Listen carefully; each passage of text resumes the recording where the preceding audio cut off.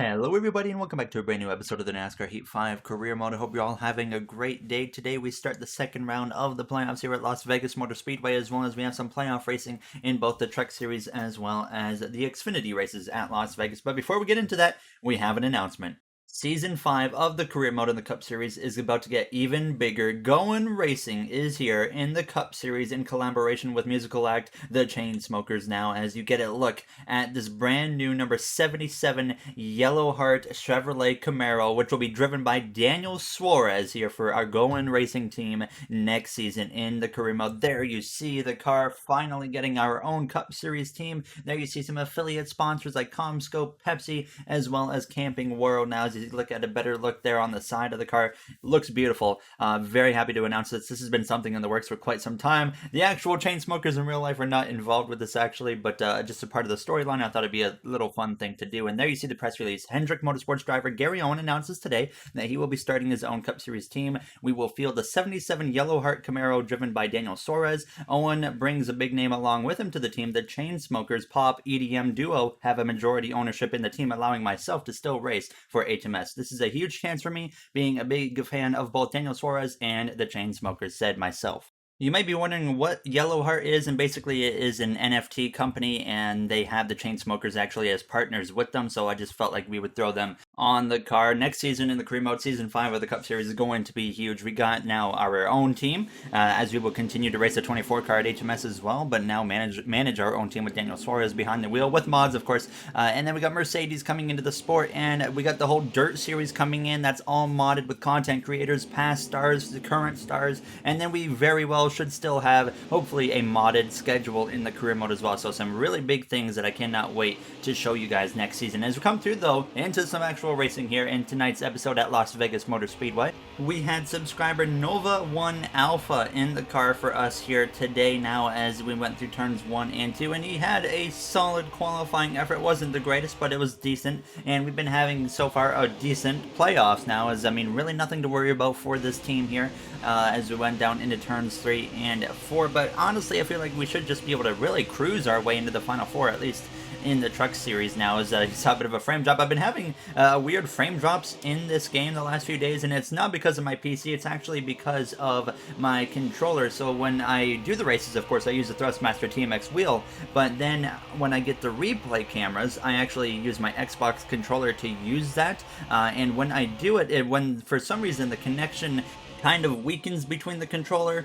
and the PC, and then it causes those frame drops no matter what the game I'm playing is. It's kind of weird, so I actually might just stick to using the wheel to get the replay cameras with the D-pad and whatnot. Now, as you see Nova 1 Alpha coming through in the later stages of this race there to cross the line and finish in the 7th position for us here today. So, I mean, it was a solid effort for Nova 1 Alpha, as Corey Heim actually picked up the victory here. I think that was his first career win in the Truck Series. Now, as you look at the rest of the finishing order here towards the bottom, we got Rafael Lassard as well as Clay Greenfield and Mike Harmon. Now, as we're going to put our focus towards the Xfinity Series, as you do see, though, the playoff grid. So Corey Heim, he wasn't even in the playoffs, and we are 12 points above the cut line now as we come through into the Xfinity Series side of things with Paul Menard behind the wheel here for the Las Vegas 300.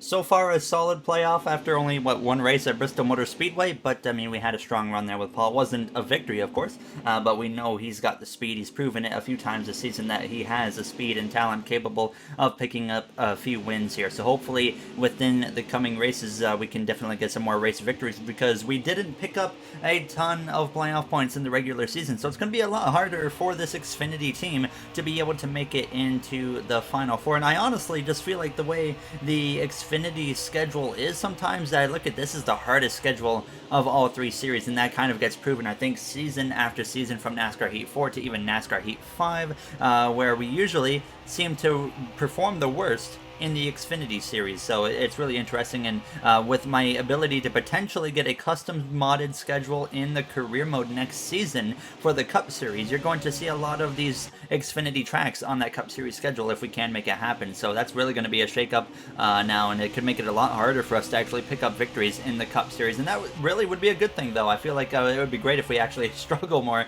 as this season into the Cup Series we've had 6 wins so far, which I think is a record for myself in any season season of NASCAR Heat 5 and NASCAR Heat 4 potentially in the Cup Series here. As we came through though down the front straightaway on the final lap, Paul Menard would come through to cross the line to finish in the 10th position for the second race of the playoffs in the round of 12 as Justin Allgaier picks up the victory over his teammate of Sam Mayer, Haley Deegan, Christian Eckes, and Riley Herbst would round out your top 5. So strong efforts from those drivers. Now as we look through the rest of the order here on your screen, down towards the very bottom we had Ray Black Jr. in that 07 car in last place. But you're going to look at the playoff grid now for Xfinity. So there we are, 11 points above the cut line. Quinn Houff, he's currently P8, 5 points above. Herbst, Sieg, Clements, as well as Castle are all on the outside looking in.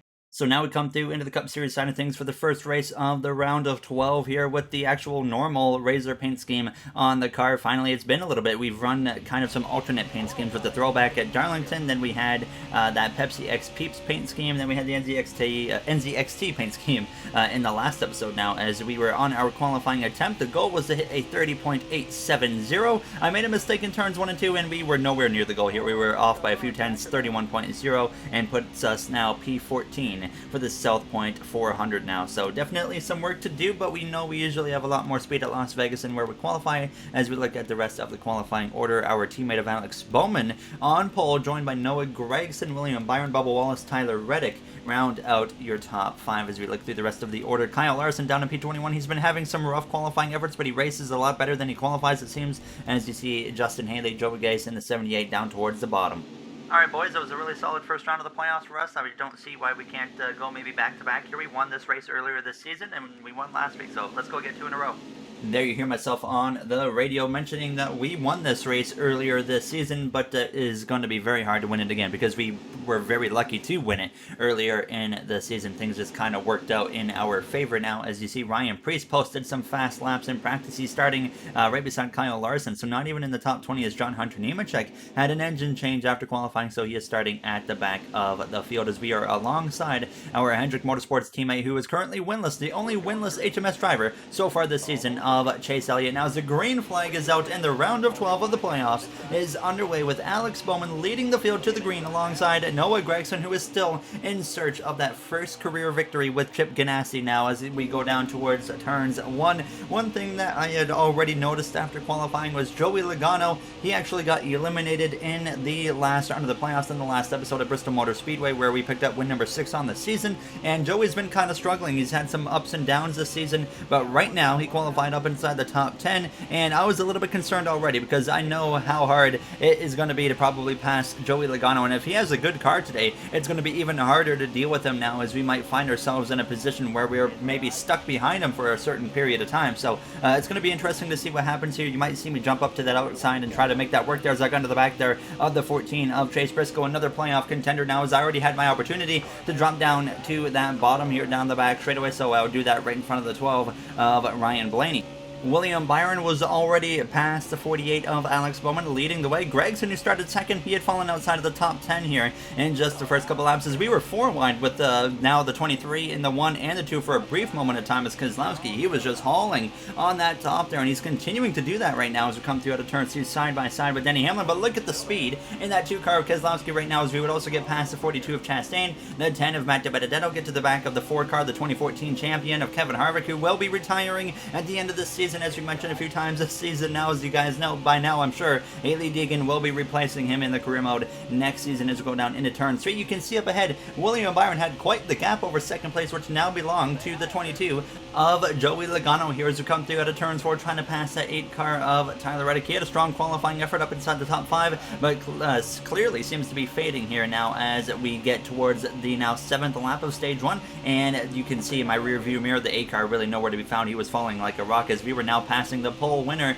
of Alex Bowman. Kyle Busch had moved through into second place, passing Logano. Keselowski had run down his Penske teammate now as we would get clear of the 48, and so would Chastain, and then we would run down Zane Smith here, and as his final 7 races with that McLaren Racing team. I haven't really said where he's going yet, but I can confirm he will still remain in the Cup Series now, as we would, though, about halfway through Stage 1, run down our rival of Joey Logano, and pretty much it felt like everything had changed once we had gotten to that 22 of Joey Logano. He was covering the inside, and my only option was to pass him on the outside, but the problem was I wasn't generating enough momentum on the outside to be able to clear that 22, because you guys know that NASCAR stated earlier towards the end of the regular season, if myself and Joey run into each other whatsoever, we will both be suspended. Well, Joey's out of the playoffs, we're still in the playoffs, we don't have much to lose, but a caution would actually come out here late in Stage 1, making it hopefully a little bit easier to maybe get past that 22 of Joey Logano on a restart, because we cannot afford to make any contact with the Penske driver whatsoever now, as we would come into the pit lane for 2 cans of fuel as well as 4 fresh tires, as Kyle Busch had actually taken the lead away from William Byron in that 88 car before that caution had come out. Byron just recently got eliminated from the playoffs in the last episode at Bristol Motor Speedway, which is very unfortunate for a driver that's had a strong season, and same for Bubba Wallace. Unfortunately, he was eliminated as well, but he's been having a so far pretty solid season in that 2311 car, as we do not gain or lose any spots there on the pit lane. Logano loses 1 spot and will restart on the outside. So Kyle Busch, William Byron, Harrison Burton, Brad Keselowski, your top 4 with Chastain, rounding out the top 5 now. It's going to leave us a 2-lap dash here to decide the Stage 1 order. So this is a good opportunity for us. If we can just barely get ahead of that 22 car at the line here when we end Stage 1, that's going to be potentially a game changer going into Stage 2. So here we are, side by side. Behind us, we got Bubba Wallace side by side with Zane Smith, and you got Smith's teammate of Eric Jones and the fellow McLaren right behind him. Now as we go down this back straightaway, though, I had to back out just about into turn 3 because I realized at 22 he was just going to run into me, so I unfortunately wasn't clear by the time we got into the corner, but we try to fight back on the exit of turns 4 as Kyle Busch leads the way down the front straightaway. White flag in the air here in Stage 1 as we get back ahead of that 7 of Zane Smith. Bubba Wallace looking to the inside of him. I decided to jump up to the second lane and see if we can generate anything. And now they're 4 wide behind us right now, but we come through to turn 2 and I realized we weren't going to be able to make it happen on Joey Logano. So now at this point I'm just making sure I don't run into him, but I decided once again to jump up to that second lane through turns 3 and 4 and see if we can just generate anything on that 22 and maybe pass him, but nothing right there as we come through out of turns 4 down the front straightaway. Now Austin Cindric's actually going to get to our inside, but he doesn't quite have enough there to pass us, so we settle for the 7th position here in Stage 1. That 22 is really hard to pass, boys. I don't know how we're going to get around him without causing anything, so honestly, we might be stuck here unless we get lucky. There you hear myself on the radio. Harrison Burton actually was able to steal the Stage 1 victory away from Kyle Busch right at the end there. So Burton with an extra playoff point. He has the 2nd most wins on the season with 5, right behind us, who currently has 6. There you see Noah Gragson actually dropped down to P35. He has a slow car here today at Las Vegas as Corey LaJoie at the very back. But we gained 2 spots on the pit lane as Byron loses 2. Logano is now starting on the same row as us here as we get ready to go green for the start of the 2nd stage, which is now underway now. And here for the first time in the round of 12, we'll go through into the EDM segment.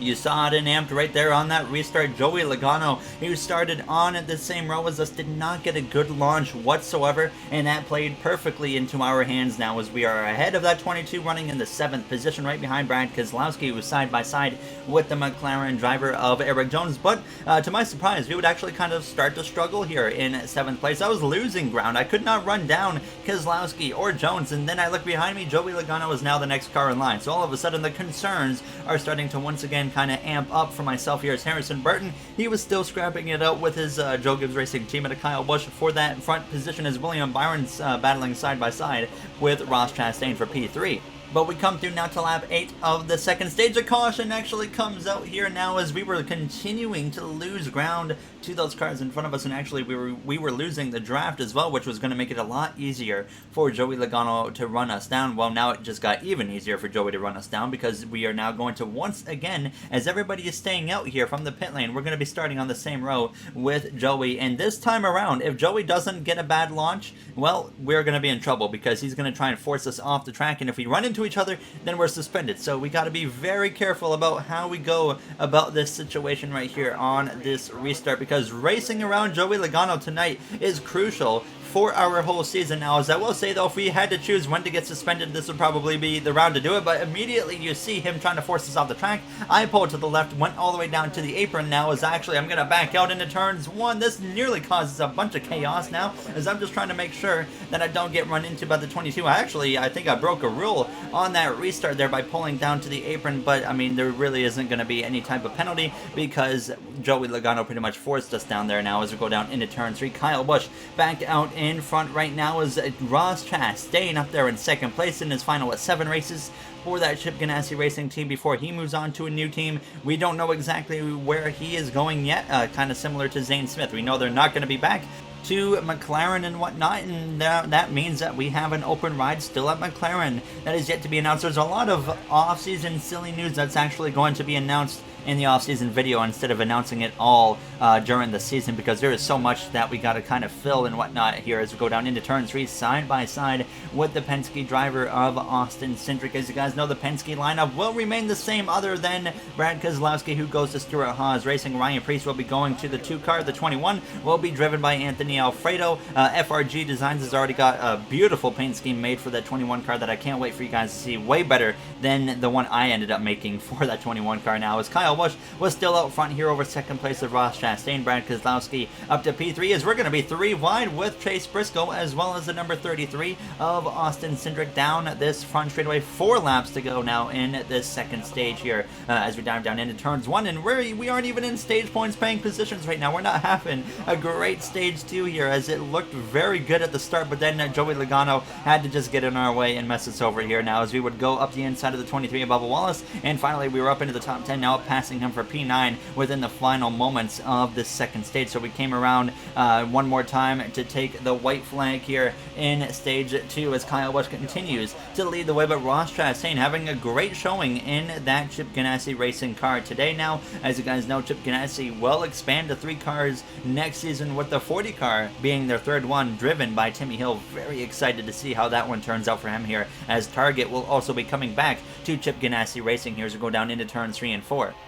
Harrison Burton makes a pass on Ross Chastain just about out of turns 4 now, as Kyle Busch though comes through to win stage 2 as we're going to come down this front straightaway to get P9 behind Joey Logano in that 22, which means once again going into this restart to start the 3rd and final stage, we're probably going to be right around the 22 of Joey Logano. So that was getting a little bit frustrating that it seems like every restart we're surrounded by Joey Logano and we really can't do a whole lot now. We just got to stay away from him at all costs. So we come into the pit lane for 2 cans of fuel as well as 4 fresh tires. Once again, I wasn't really making any adjustments on the car today because it felt really good in terms of handling. It was just about, honestly, the 22 of Joey Logano. If we can get in front of him, we'll be in good shape. As you see, Ryan Blaney actually brought out one of those cautions there in stage 2. He is out of the race for the 2nd week in a row now as we get ready to go green for the start of stage 3, right behind that 41 of Cole Custer and Joey Logano on the same row as him. So Logano on a row in front of us makes it a little bit easier if we can maybe find a way to take a 3 wide here,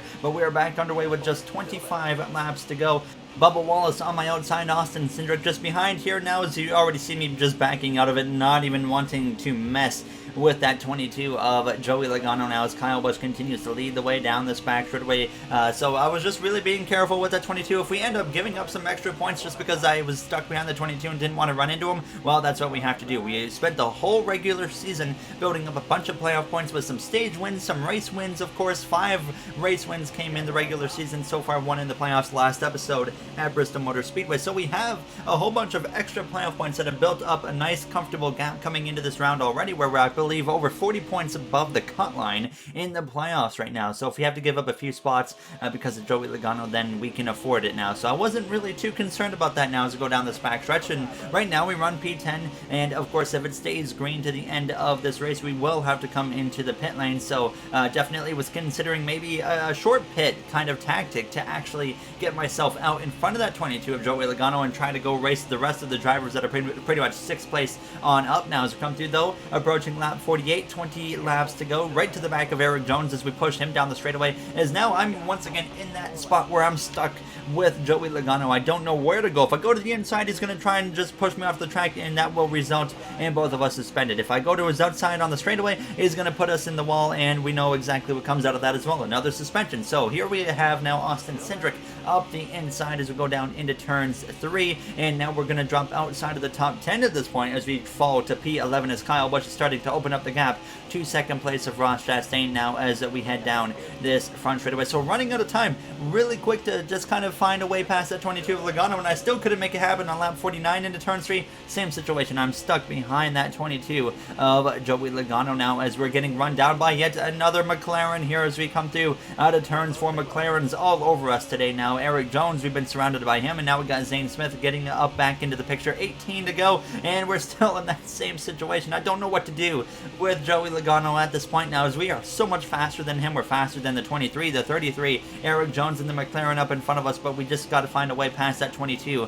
of Joey Logano if we want to make it happen now and get up in that fight for a potential top 5 or maybe a top 3. Now it's actually right behind us. We have a big crash into turn 3. Tyler Reddick goes around and he's going to get hit by the 16 there, and the 95 I think got involved as well now as the caution is on. He gets nailed by the one of Noah Gragson, a heavy hit right there, as well as a 78 car involved as well. So this brings everybody into the pit lane for 2 cans of fuel, as well as 4 fresh tires, at least for myself. I knew the situation was going to be this. The other drivers are going to take 2 tires and we take 4. Exactly what happens. We dropped 13 positions, but I was okay with that because I couldn't do anything anyway surrounded by that 22 of Logano.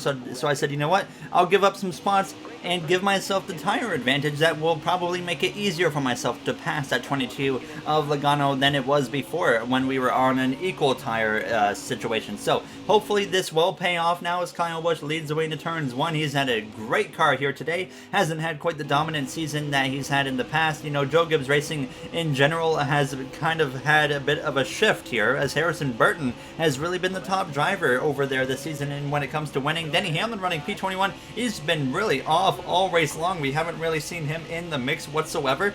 Just in front as well as we got Matt DiBenedetto, a playoff driver, and our teammate Chase Elliott. And you look at the top 10 in this race, and there really hasn't been a whole lot of playoff drivers running top 10 tonight. So it's been kind of a weird playoff race so far. Now it's been pretty calm other than that Tyler Reddick crash, but no playoff drivers have really had any issues either, as we're going 3 wide through the middle between the 10 of DiBenedetto as well as the 95 of Derek Kraus. Now as we would just continue on our way, we would pass Chase Elliott, pass Todd Gilliland in the 6th, get to the inside of Alex Bowman, pass him, and Kyle Larson, P14, currently the best running HMS car.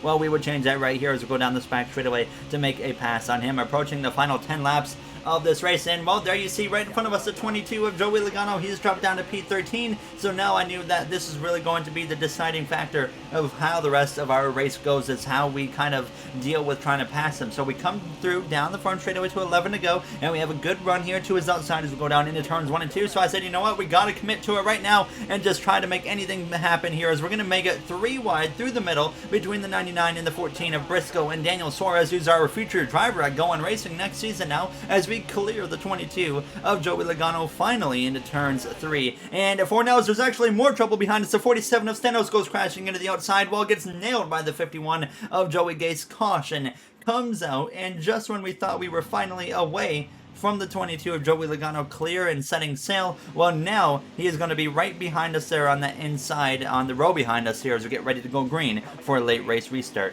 The problem here is we're starting on the outside and Joey's starting on the inside, so it's going to be a lot easier for Joey to actually pass us, and now that's going to be a problem. Now 7 laps to go. Kyle Busch leads the way now as I'm trying to give that 22 car as much room as possible to make sure we don't run into each other now, as they're going to be forcing it 3 wide in front of us. Chase Briscoe, Zane Smith, and Austin Cindric, and I knew right here we were in trouble, so I'm going to have to back out of it now as we nearly nailed the 22 in the quarter panel. Thank goodness that did not happen as I hit the brakes just in time, but look at the time we just gave up to make sure I don't get myself suspended by running into Joey Logano now as Ross Chastain is putting the pressure to the inside right now of Kyle Busch down this front straightaway. So this race for the win also is not over yet with 6 laps to go as we got to work our way back forwards and get past this number 9 car of Chase Elliott here as we go down into turns 1. So now looking to the inside of the 48 of Alex Bowman, we're going to work our way back up into P13 here down the front straightaway and try to get once again to that 22 of Joey Logano, and sure enough we would be able to run these guys down,